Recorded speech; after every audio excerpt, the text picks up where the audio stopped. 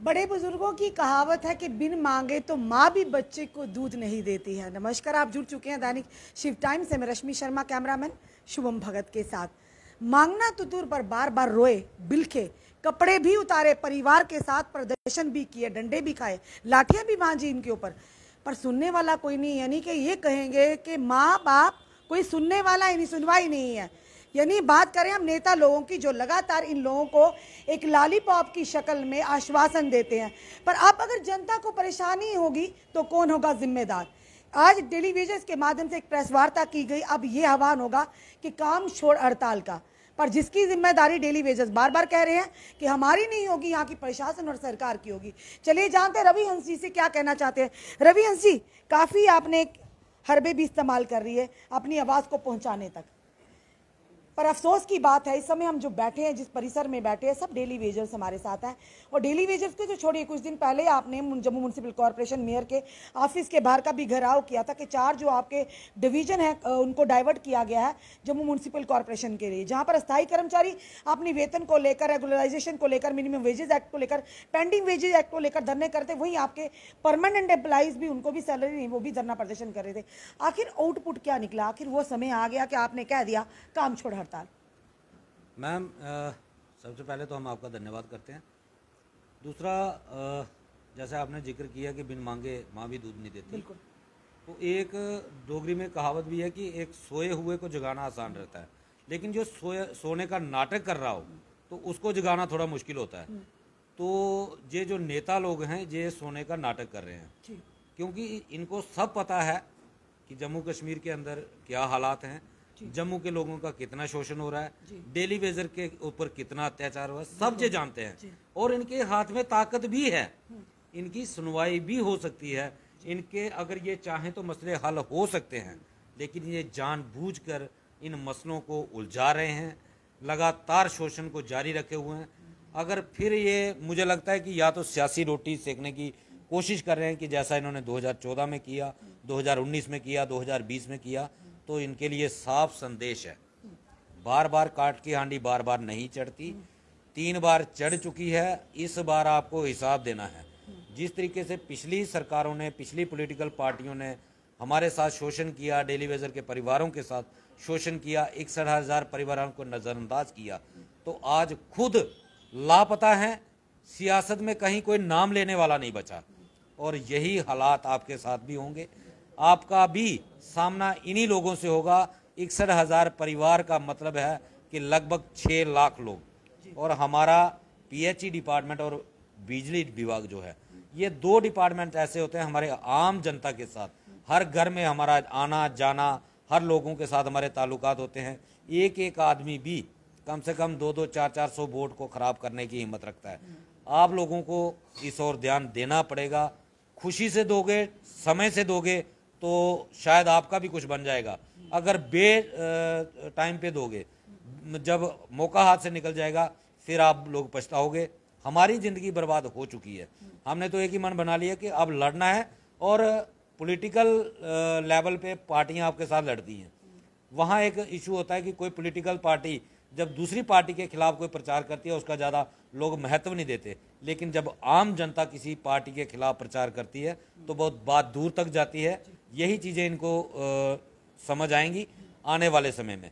आपने देखा जब म्यूनसिपैलिटी का घेराव हुआ, वहाँ पे मैडम जो डिप्टी मेयर हैं पूर्णिमा शर्मा जी, उनके साथ हमारी बातचीत हुई।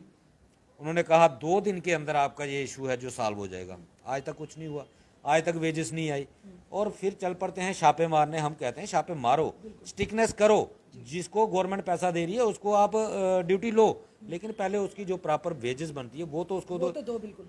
फरवरी की वेजेस आपने ही कवर किया था, 5 दिन के बाद जब हमने शोर किया तो 11 दिन की मिली, तब से लेके आज तक हमारे वेजेस नहीं आई।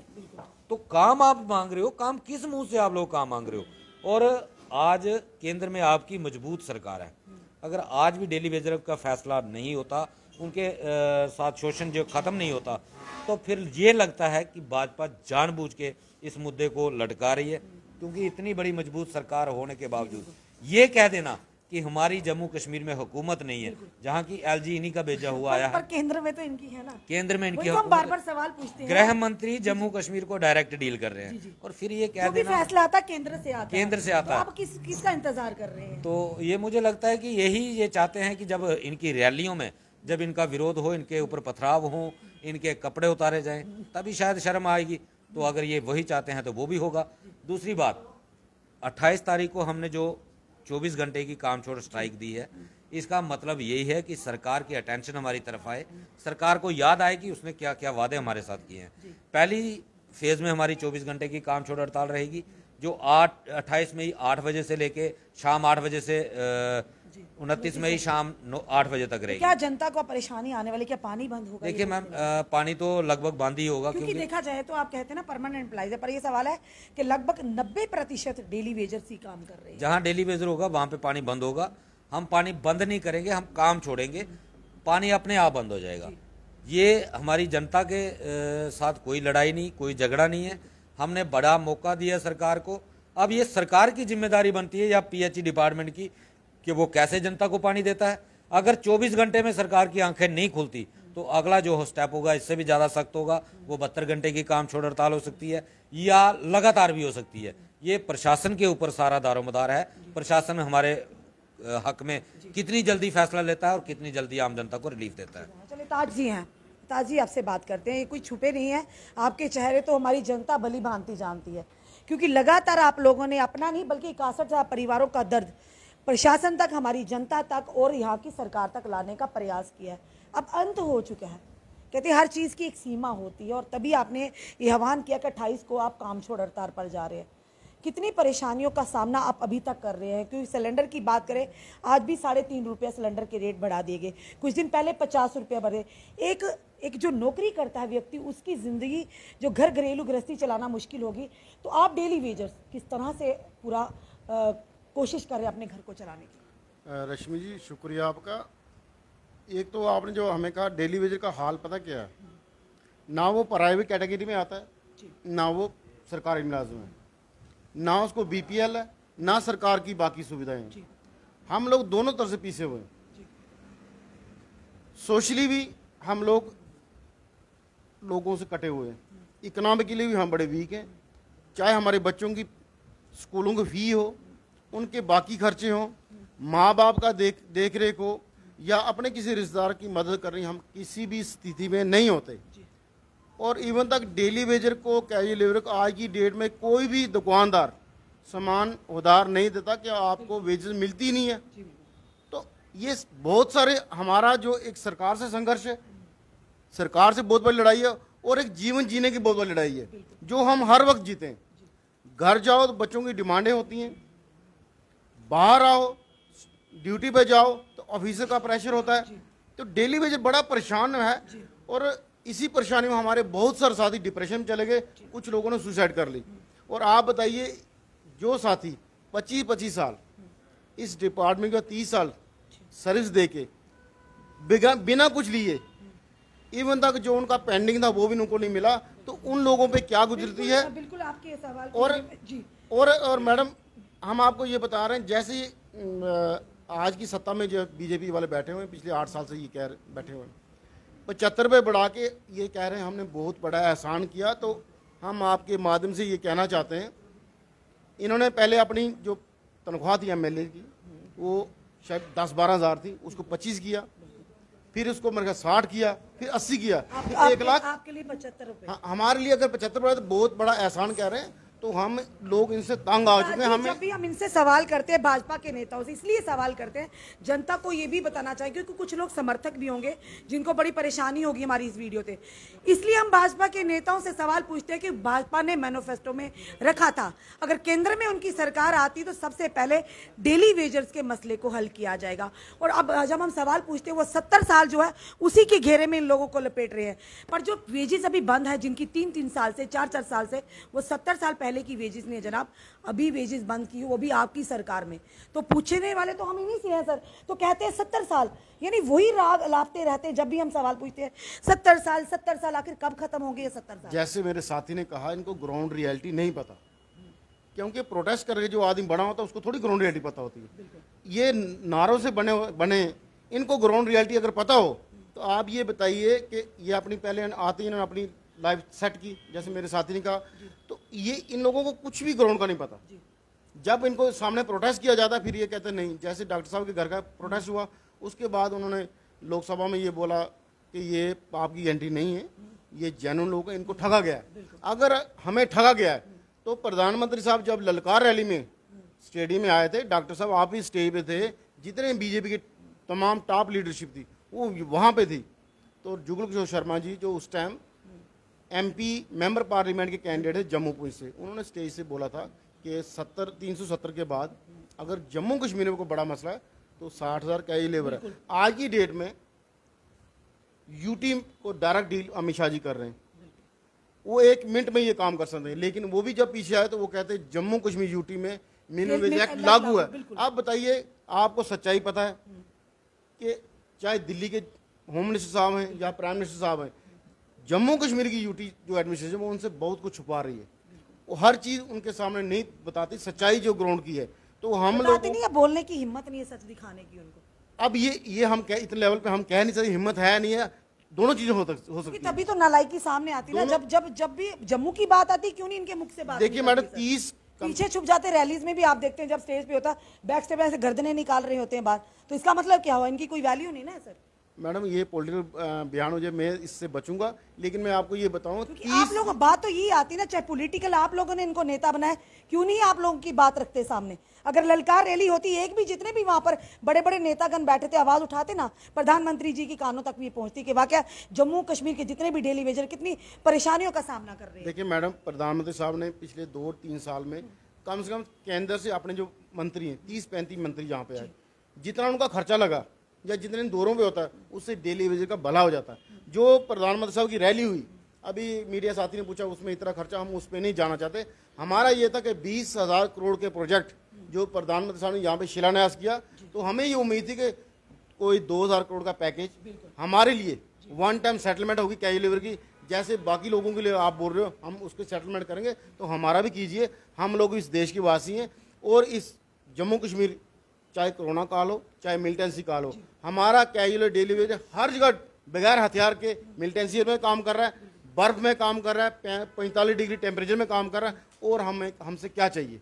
अगर हमारी जान लेनी है तो बताइए, हम वो भी देने को तैयार है, लेकिन जितने लोग बचे उनको कम से कम रेगुलाइज कीजिए। और हमारी जो मुख्य मांगे हैं पिछले 15-20 साल से वही है, regularisation under SR 64, pending wages और minimum wage as per Delhi UT.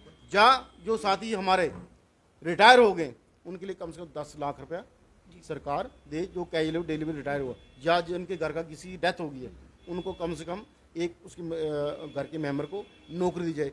कुछ भी नहीं किया जा रहा है। इसलिए देखिए मैडम, 7 फरवरी से हम लोग स्टार्ट हुए थे, आज 4 महीने हो गए। अगर सरकार सीरियस होती, हमारे से नीतीश कुमार जी की मुलाकात हुई 9 मार्च को, आज होगी मार्च, अप्रैल, मई, 2.5 महीने हो गए। 2.5 महीने में उन्होंने कहा था हम नोट पुट अप करेंगे, जैसे हमने टीडीडी का किया वैसे आपका करेंगे, लेकिन ग्राउंड पे कुछ नहीं है। तो हमें इनसे किसी से उम्मीद नहीं है। हम LG साहब को यही कहना चाहते हैं कि आप इलेक्शन की बातें, कोई लोग कुछ कह रहे हैं, हमें आपसे ही लेना है, क्योंकि देवेंद्र सिंह राणा जी ये बात बोल दी है कि किसी पॉलिटिकल पार्टी में इतनी विल पावर नहीं है। भाजपा में उसी के समय अगर नहीं हुआ, समझो आपका काम नहीं होगा। जी जी जी, धन्यवाद। चलिए, इस समय होशियार जी क्या कहेंगे आप? क्यों नहीं MLAs की, MPs की सैलरी रोकी जाती 2-4 महीने के लिए, जरा पता चले उनको भी घर गृहस्थी चलाना क्या है। आप गरीबों की सैलरी रुकती है 3-3 साल की, 70-70 महीने की, 20-20, 30-30 महीने की, तो वो क्या दर्द इन तक किस तरह से पहुंच पाएगा? और अब आपने कह भी दिया आप लोगों ने कि अब हम करेंगे जो कि काम छोड़ हड़ताल करेंगे। क्या लगता है इस कदम से आपको शायद थोड़ी सी हलचल हो? थैंक यू, शुक्रिया दैनिक शिव टाइम का। मैडम, बड़ी अफसोस की बात है, पिछली सरकारें भी बदुआ मजदूरी की तरह हम डेली वेजरों को इस्तेमाल करती थी, तो जे वाला प्रशासन भी बदुआ मजदूरी की तरह इस्तेमाल कर रहा है। बड़े साथी अपनी सेवा देने के उपरांत है जो डेली बेजली रिटायर हो गए, तो इन्होंने बिना कोई पैसा दिए उनको घर भेज दिया। मगर अब हमने ये सोचा है, अगर हम डिपार्टमेंट में सेवा दे रहे हैं तो हम उसका अपना हक लेके रहेंगे, अपने बच्चों का हक लेके रहेंगे। ये पहला स्टेप टोटल LG प्रशासन का ध्यान अपनी ओर आकर्षित करने के लिए है, जो 24 घंटे का है। अगर सरकार एलजी प्रशासन हमारी इस बात पे सीरियस ना होता तो इसके बाद इससे अगले कड़े स्टेप उठेंगे।